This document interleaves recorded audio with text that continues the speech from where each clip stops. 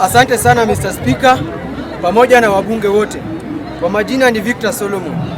Jambo ambalo nataka kulisema ni kuwa a colleague of this very noble house asked that should Ruto be allowed into our churches in Kenya. Number one, our spiritual leaders, our religious leaders alone are hyenas in sheepskin because they feed from brown envelopes monies which should be used to build our nation. And that's why they allow an hypocrite who is William Samoei Ruto into churches. And some days back, Raila once said that Ruto is the very person who can kill you, give testimony, preach, and do all the burial services.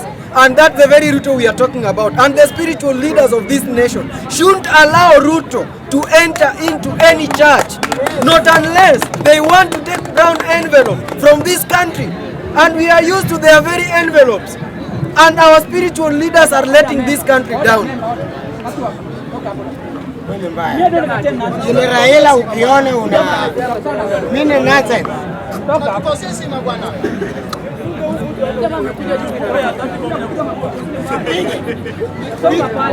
kama watengo na yapiga mtu makofi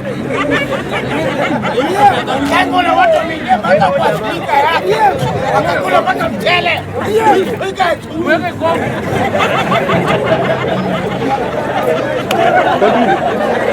Okay, thank you very much.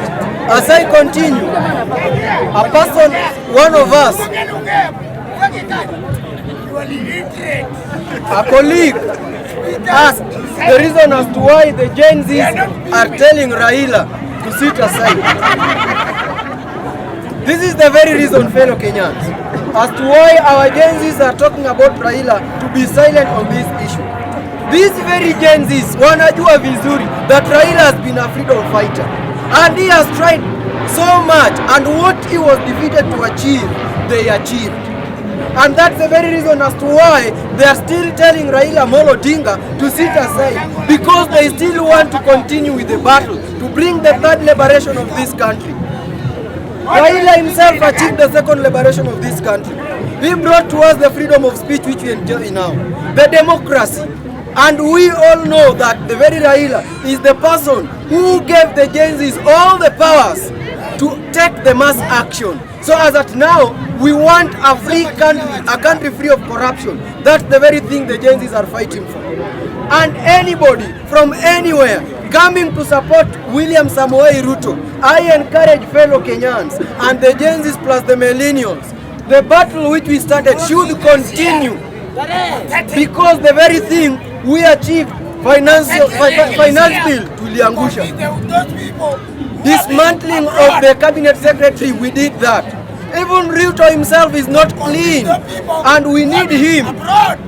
We need him to remove Musalia Mudavadi from office, who is owning an unconstitutional position.